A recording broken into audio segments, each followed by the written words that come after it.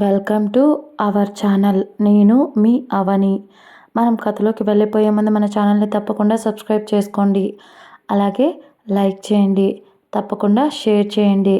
కథ ఎలా ఉందో వినేసి వెళ్ళిపోకుండా కామెంట్ చేయండి. కథలోకి వెళ్ళిపోదాం. రావణుడితో సీత పరిణయం పార్ట్ 20. నందు నవ్వుతూ, హా అవును, రెండింటిలో ఉండేది ఒకటే పిక్, కానీ ఇక్కడ నువ్వు ఇంకొకటి మర్చిపోతున్నావు హర్ష. అది ఇదే, ఈ పచ్చబొట్టు. కళింగాపురం నడిబొడ్డున ఆ అమ్మవారి గుడి ఉంది కదా. ఊర్లోకి వెళ్ళాలి అంటే ఆ గుడిని దాటి లోపలికి వెళ్ళాలి. అక్కడ ఇదే గుర్తు ఉంది. ఇది ఆ కళింగాపురం ఒకప్పుడు రాజులు పరిపాలించే సమయంలో వాళ్ళ వంశానికి సంబంధించిన వారసులకు మాత్రమే ఉంటుందంటే ఈ పచ్చబొట్టు. ఇది ఇది మీ అన్నదమ్ములు ముగ్గురికి ఉంది, కావాలంటే గుర్తు చేసుకో అనేసరికి హర్ష అవును అన్నాడు. హర్ష, కానీ దీనికి దానికి సంబంధం ఏంటి నందు అనేసరికి అప్పట్లో గుప్త నిధులు ఉండేవంట. ముఖ్యంగా కళింగాపురంలో ఎక్కడ తవ్వినా కూడా భూమిలో నుంచి కుప్పలు కుప్పలుగా బంగారం వస్తూనే ఉండేది. అందుకే ఎప్పుడు ఆ వంశం ఆ రాజ్యం సిరి సంపదలతో ఉండేవాళ్ళు అని చెప్పేవాళ్ళు. ముఖ్యంగా ఆ ఊరికి కొద్ది దూరంలో ఒక అడవి ఉంది. నువ్వు అన్నావు కదా, ఎవరో అడవి మనుషుల్లా ఉన్నాడు, నాపై దాడి చేశాడు అని. అది ఆ అడవిలో ఉన్న వాళ్ళే. చాలా కాలం నుంచి కాదు, చాలా సంవత్సరాల నుంచి, మీ తాత ముత్తాతలు ఉన్నప్పటి నుంచి వాళ్ళ వంశం కూడా అక్కడే ఉండేది. నిజం చెప్పాలంటే వాళ్ళకు కూడా ఒక నాయకుడు ఉండేవాడు. ఆ నాయకుడు మీ తాతగారు ఇద్దరు మంచి స్నేహితులు అప్పట్లో. ఆ తర్వాత వాళ్ళ స్నేహం అలాగే పెరుగుతూ వచ్చింది హర్ష. రాజ్యంలో ఎవరికి ఎలాంటి సమస్య అయినా, ఆరోగ్యం బాగోలేకపోయినా, అది ప్రాణాంతకరమైన జబ్బు అయినా సరే అడవి మనుషులు వాళ్ళను బాగు చేయగలరు అని నందు అనేసరికి హర్ష, ఏం మాట్లాడుతున్నావురా అన్నాడు. అవును, టెక్నాలజీ ఎంత ముందుకు వెళ్తున్నా కూడా, ఎంత పెద్ద పెద్ద డాక్టర్స్ వస్తున్నా కూడా, నువ్వు గమనించావు కదా హర్ష, నాటు వైద్యం కొన్నిసార్లు పనిచేస్తుంది అని. కానీ చాలా వరకు వాళ్ళు చేసే నాటు వైద్యం వల్ల ఆ మనిషికి ఎలాంటి అనారోగ్యం ఆనవాళ్ళు కూడా ఉండవు. కావాలి అంటే ఇదిగో ఇక్కడ చూడు అని అంటూ ఒకప్పుడు ఇదే పోస్ట్ని ఎవరో ఆర్టికల్గా రాశారు. అనేసరికి హర్ష అర్థం కానట్టు ఎవరు రాశారు అన్నాడు. నందు చిన్న స్మైల్తో, కింద పేరు కూడా ఉంది, చూడొచ్చు సార్ మీరు అన్నాడు నందు వెటకారంగా. ఆ మాటకు హర్ష కింద పేరు చూడగా, అక్కడ ఆ పేరును చూడగానే షాక్ అయ్యాడు. ఏంటి, ఇది ఈ ఆర్టికల్ రాసింది మా అమ్మ అనేసరికి, అవును హర్ష, మీ అమ్మగారు అమృతవల్లి. అప్పట్లో చాలా భయంకరమైన వ్యాధులకు వాళ్ళు మందులు కనుక్కున్నారు.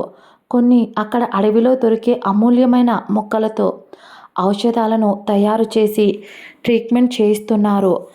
కాబట్టి ఇది ఇంకా దేశం మొత్తం వ్యాపించి ఆ తర్వాత వ్యాధి బారిన పడిన వాళ్లకు అంతో ఇంతో హెల్ప్ చేయాలి అని మీ అమ్మగారు అనుకున్నారు.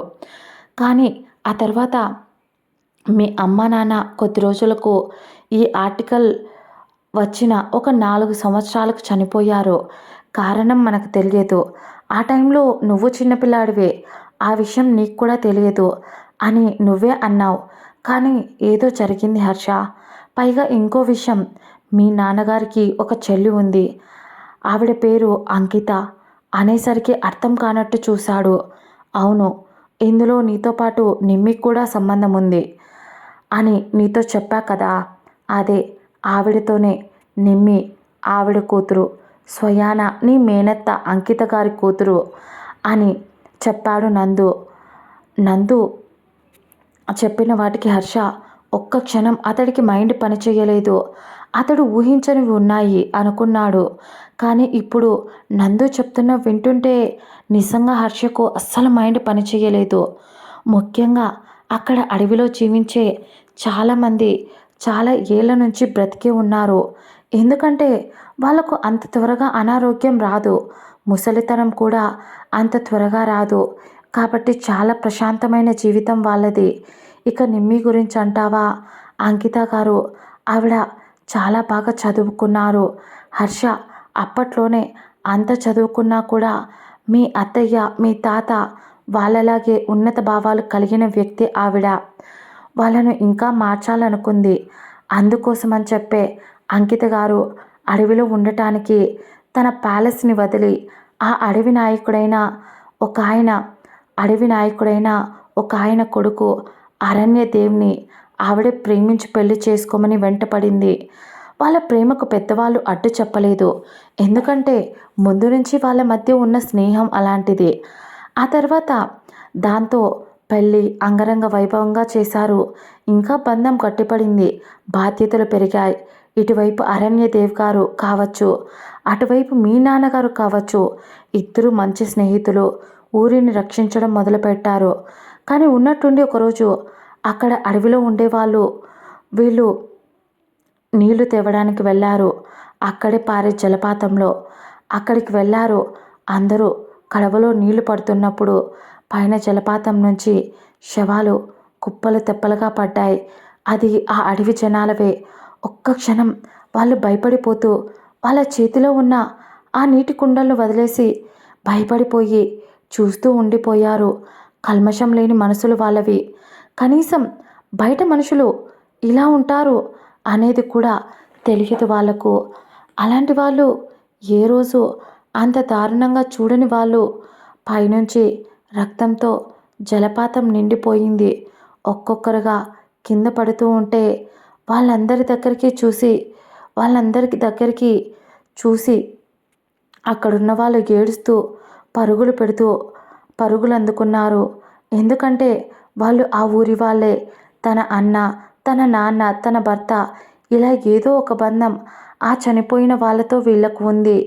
వీళ్ళు అని తర్వాత జరిగింది నందు చెప్తున్నప్పుడే నిమ్మి ఉన్న గదిలో నుంచి ఏదో సౌండ్ వచ్చింది. హర్ష అప్పటిదాకా నందు చెప్తున్నదంతా వింటున్న వాడల్లా టెన్షన్గా లేచి ఆమె గదివైపు వెళ్ళాడు. కానీ అక్కడ ఆమె లేదు. హర్ష అది మొత్తం చూశాడు తేరిపారా, కానీ కనిపించలేదు. గట్టిగా అరిచినా పలకలేదు నిమ్మి. నందు కూడా చూస్తూ ఉన్నాడు. ఇల్లు మొత్తం చెక్ చేశారు.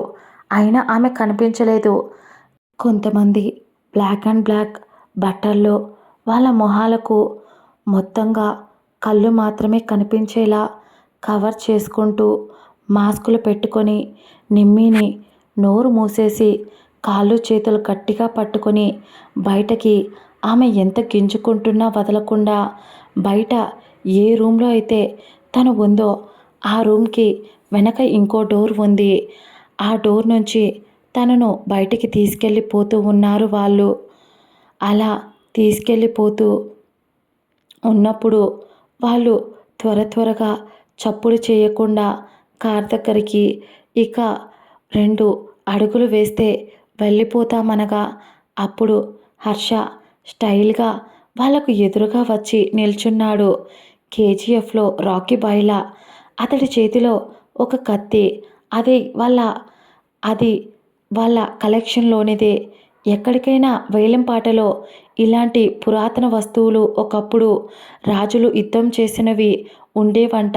ఆ వస్తువులన్నీ సేకరించడం అంటే విజయ్కి చాలా ఇష్టం. అలా అతడు సేకరించినవన్నీ ఇంట్లో పెడితే తన అన్నయ్య తిడతాడు అనే అలా అప్పుడప్పుడు తెచ్చి అవుట్ హౌస్లో ఇక్కడ పెడుతూ ఉంటాడు. అది ఈరోజు హర్ష మొదటిసారి దాన్ని చేతికి భుజంపై పెట్టుకొని కోపంగా నిప్పులు కురిపించే కళ్ళతో ఎదురుగా ఉన్న వాళ్ళ వైపు చూశాడు హర్ష. వాళ్ళకు భయం వేసింది. హర్ష ఎవరు అనేది వాళ్ళకు తెలుసు. అందుకోసమని చాలా పకడ్బందీగా వాళ్ళను ఇక్కడి వాళ్ళైతే ఒప్పుకోరు అని చెప్పి వేరే దేశం నుంచి వాళ్ళను పిలిపించి వాళ్ళను రెచ్చగొట్టి మరీ ఇక్కడికి పంపించాడు వాళ్ళ లీడర్ అయిన అహూసా. హర్ష కోపంగా అలా చూస్తూ ఉన్నాడే కానీ ఇంకా ముందుకి అడుగు వెయ్యలేదు. అతడు భయపడ్డాడేమో అని నిమ్మి గొంతుపై కత్తి పెట్టి, నువ్వు ఒక్క అడుగు ముందుకు వేస్తే మేము దీన్ని చంపేస్తాం అని అంటూ వాళ్ళ భాషలో వాళ్ళు బెదిరిస్తూ ఉంటే హర్ష ఈవిల్ స్మైల్తో అతడి పెదాలపై అలా వచ్చి మాయమైపోయింది. అతడి కిల్లింగ్ స్మైల్కి అక్కడున్న వాళ్ళ గుండెల్లో వణుకు వస్తూ ఉంటే అతడి పెదాలు ఇంకా గర్వంగా విచ్చుకున్నాయి. అప్పుడే నిమ్మి భయపడుతూ బావా అని ఏడుస్తూ ఉంది. హర్ష నిమ్మి అని పిలిచాడు చాలా చిన్న గొంతుతో. ఆమె ఏడుస్తూ వెక్కిళ్ళు పెడుతూ అతడి వైపు చూస్తూ ఉంటే నిమ్మి ఈ బావ మీద నీకు నమ్మకం ఉందా అని అడిగాడు. నిమ్మి ఉంది అన్నట్టు తల ఊపింది. ఎందుకంటే ఆశ్రిత అతడిని నమ్మి ఆమెను అతని దగ్గర తనను వదిలింది అంటే ఖచ్చితంగా తన అక్క తన బావని ఎంత నమ్ముతుందో అని మనసులో గట్టిగా నిర్ణయించుకుంది. తన బావ తన దగ్గర ఉంటే తను సేఫ్ అని. అందుకనే అతను అడిగేసరికి అవును అని కొంచెం ధైర్యం తెచ్చుకొని తల ఊపింది. హర్ష ఒక్కటే మాట క్లోజ్ యువర్ ఐస్ అన్నాడు. ఆమె అతడు అలా చెప్పేసరికి భయపడుతూనే మెల్లగా కళ్ళు మూసుకుంది. ఇంకో విషయం నిమ్మి, నువ్వు కళ్ళు తెరిస్తే నా మీద మీ అక్క మీద నమ్మకం లేనట్టే. నేను చెప్పేంత వరకు నువ్వు కళ్ళు తెరవకూడదు అన్నాడు అతడు. ఆమె ఏం మాట్లాడకుండా తల ఊపి గట్టిగా కళ్ళు మూసుకుంది. అంతే. వాళ్ళు ఏం చేస్తారా అని హర్ష వైపు చూశారు వాళ్ళు. వాళ్ళల్లో ఒకడు ఇప్పటికి కూడా ఆమె గొంతుపై కత్తిని అలాగే ఉంచాడు. కానీ హర్ష కళ్ళలో భయం అనే ఆనవాళ్ళు కూడా వాళ్ళకు కనిపించలేదు. అతడి చేతిలో ఉన్న కత్తిని గట్టిగా అలాగే పట్టుకొని ముందుకు అడుగు వేశాడు హర్ష. అక్కడున్న వాళ్ళు కోపంగా మేము దీన్ని చంపేస్తాం, ఈసారి కనుక మీరు ముందుకు అడుగు వేస్తే అన్నారు. హర్షను చూస్తూ లేని ధైర్యం నటిస్తూ హర్ష అదేం పట్టించుకోకుండా అలాగే యాటిట్యూడ్గా ఒక్కొక్క అడుగుని స్లో మోషన్లో వేస్తూ ఉంటే వాళ్ళ గుండెల్లో ఇక ఈరోజు వాళ్లకు చావు ఖాయం అని అర్థమయ్యి ఏదో ఒకటి అతడిని ఇప్పుడు ఏదో ఒకటి చెయ్యాలి అని డిసైడ్ అయ్యి వాళ్ళల్లో ఒక ముగ్గురు హర్ష మీదకి ఒకటేసారి దాడి చేయడానికి వెళ్ళారు. కానీ అసలు వాళ్ళు ఎప్పుడు హర్ష దగ్గరికి వెళ్ళారు, ఎప్పుడు నేలను చేరారో అసలు అక్కడున్న వాళ్ళకే అర్థం కాలేదు. అప్పుడే జరిగింది రివైండ్ చేసుకున్నారు. అక్కడున్న వాళ్ళంతా ముగ్గురు ఒకటేసారి దాడికి వెళ్ళాక హర్షపై దాడికి వెళ్ళాక అతడి చేతిలో ఉన్న ఆ పొడవు కత్తితో మొదట నుంచి కత్తిని తీసి ఒకడి గొంతు కట్ చేశాడు. ఎలా అంటే కట్ చేసినప్పుడు కరెక్ట్గా వాడు గొంతులో ఉన్న నరం తెగి రక్తం పైకి చిందింది. ఇంకొకడి గుండెపై పొడిచాడు. అదేదో ఇటువైపు నుంచి కత్తి అటువైపుకు వెళ్ళిపోయింది. అసలు అర్థం కాలేదు. కరెక్ట్గా గుండెల్లో నుంచి వెళ్ళిపోవటం వల్ల నిమిషంలో వాడి చావు. ఇంకొకడు తల పైభాగం నుంచి కింద బాడీలోకి ఏకంగా కత్తిని దింపేశాడు హర్ష. అసలు ఇక్కడున్న వాళ్లకు అర్థం కాలేదు. అతడు బాడీని ఎక్కువగా కదిలించడం లేదు. కేవలం కత్తిని అతడి చేతిలోనే మూవ్ చేస్తూ అంత నరకం చూపించి చంపేస్తున్నాడు. మరి ఇంత దారుణమైన చావును ఎలా ఇవ్వగలుగుతున్నాడో వాళ్లకు అర్థం కాలేదు. భయం వేసింది ఒక్కొక్కడికి. ముందే అతడి గురించి వాళ్ళకు తెలుసు. ఇంత దగ్గరగా చూడడంతో తప్పు చేశామా అని భయపడ్డారు వాళ్ళు. ఆ చావును చూసి అక్కడున్న మిగతా వాళ్ళు నిమ్మి వదిలేశారు.